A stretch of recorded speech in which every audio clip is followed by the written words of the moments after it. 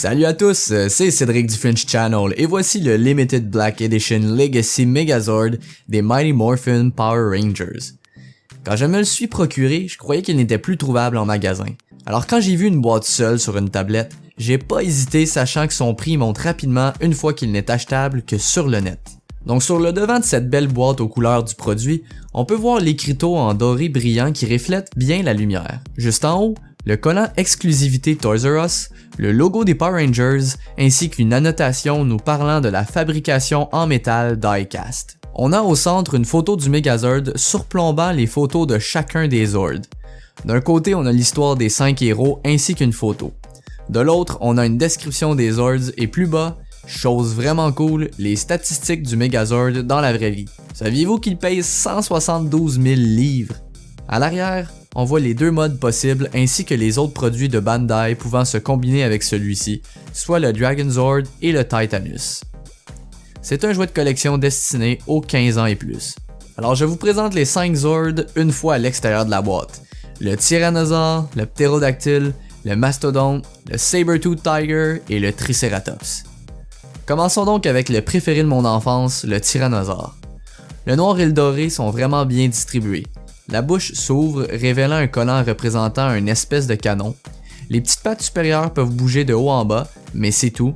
Je dois également préciser que sur chacun des Zords, les collants étaient déjà apposés par Bandai. La queue ne bouge pas, en dehors de pouvoir se déclipper à des fins de transformation en Megazord. On voit facilement que les pattes antérieures sont en métal et de couleur or, qui ressort super bien. Deux positions sont possibles au niveau de la cuisse, puis des joints nous permettent un peu plus de mouvement à la hauteur des genoux et des chevilles. Vient ensuite le Triceratops, pièce toute simple mais tout de même cool avec ses yeux rouges, ses cornes dorées et les collants un peu partout. Aucune articulation sauf pour la queue, mais qui sert encore une fois principalement pour la combinaison avec les 4 autres. Queue qui est d'ailleurs faite en métal. Puis voici le Saber-Tooth Tiger, offrant légèrement plus de mouvement. Les pattes arrière peuvent se ranger vers l'intérieur et les pattes avant peuvent bouger, mais lorsque vous voulez poser l'animal sur le sol, il n'y a vraiment qu'une seule position possible.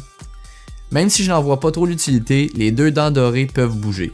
Et sur celui-ci, tout comme le Triceratops, seule la queue est en métal. Voici le Ptérodactyle, pièce vraiment pas complexe, mais qui a quand même une belle allure. Je ne suis généralement pas fan des collants, mais sur ce Megazord, ils offrent vraiment un beau contraste. La tête est en métal et elle bouge vers l'avant et l'arrière, ainsi que vers le haut et le bas. Les ailes peuvent monter et descendre, et pour faire les pattes, on utilise deux petites pièces qui servent de canon en mode Megazord. Il suffit de les insérer à la base de l'animal.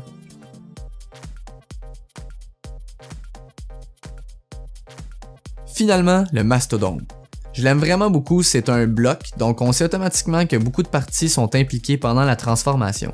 De plus, il a un poids intéressant puisqu'il servira de bras au robot et qu'ils sont faits en métal. On peut voir que les collants apposés par la compagnie ne sont pas nécessairement droits, alors espérons qu'ils ne se décollent pas trop avec le temps. Mais en voir un comme celui-ci est toujours décevant, surtout quand c'est neuf. Pas beaucoup de mouvements possibles en mode Zord en dehors des pattes arrière. Passons à la transformation. Avant de constituer le Megazord, on va faire comme dans l'émission et monter le mode tank, ou char d'assaut en français. Il faut donc rabaisser les queues du Triceratops ainsi que du Saber-Tooth Tiger. Puis sur ce dernier, on entre les pattes arrière vers l'intérieur et on monte celle d'avant à la même hauteur que la tête.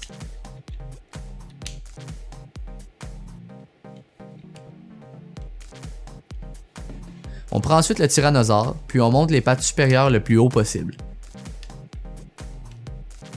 On monte sa queue vers le haut, on colle les pattes sur les cuisses,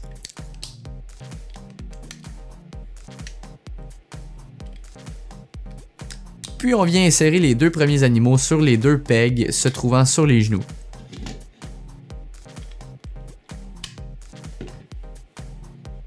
On décolle ensuite légèrement les pattes du tyrannosaure de ses cuisses pour lui donner sa position normale. Parfait, ça commence à prendre forme! Il faut décoller la tête du mastodonte du reste de son corps. On monte les pattes arrière ainsi que les épaules.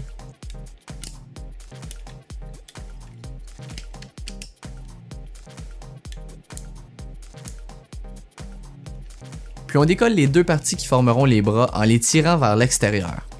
On découvre ainsi 2 pins qui viendront se fixer dans le dos du tyrannosaure.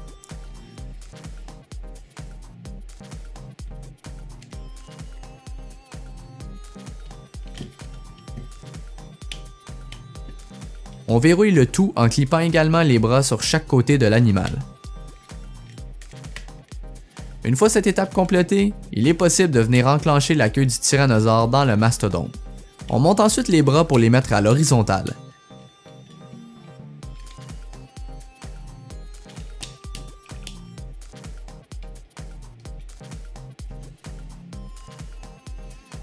Puis on prend la tête du mastodonte et on la fixe sur le torse du tyrannosaure grâce au peg.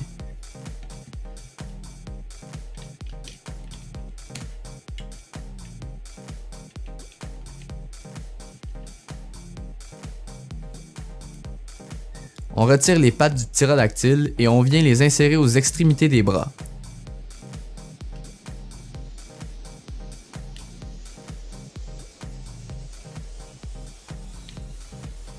Vos canons sont maintenant prêts à faire feu. Finalement, on entre les ailes du ptérodactyle vers l'intérieur. Vous voyez les petites barres qui sont légèrement en relief de chaque côté? C'est ce qu'on va aller clipper sur les pattes du mastodonte.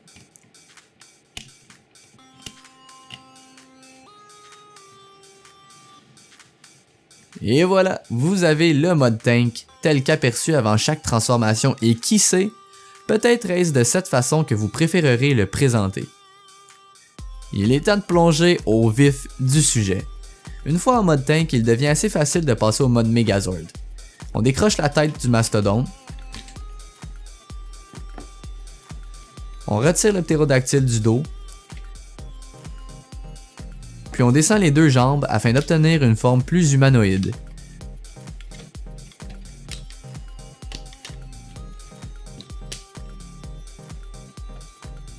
Il faut ensuite monter la tête du Triceratops, du Saber-Tooth Tiger ainsi que les pattes de ce dernier.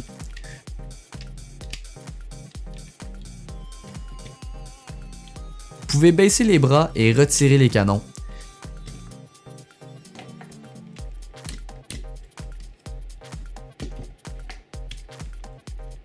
Puis on fait la rotation afin de changer ce qui était les pattes du mastodonte pour ce qui sera maintenant des poings.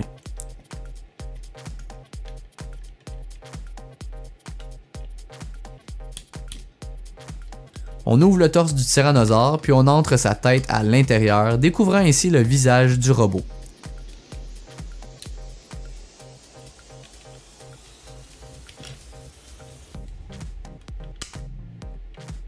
On fixe les canons sur son dos.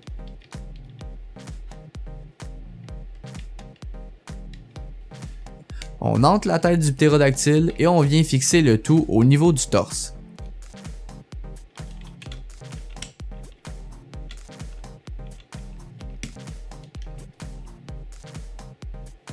Si vous êtes un fan de longue date comme moi, vous savez évidemment que je gardais cette dernière étape pour la fin.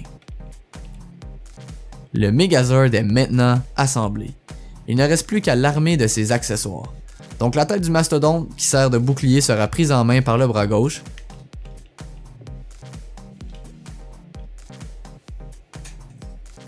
Puis cette fabuleuse épée, en plastique flexible mais d'une couleur étincelante, viendra prendre position dans son poing droit.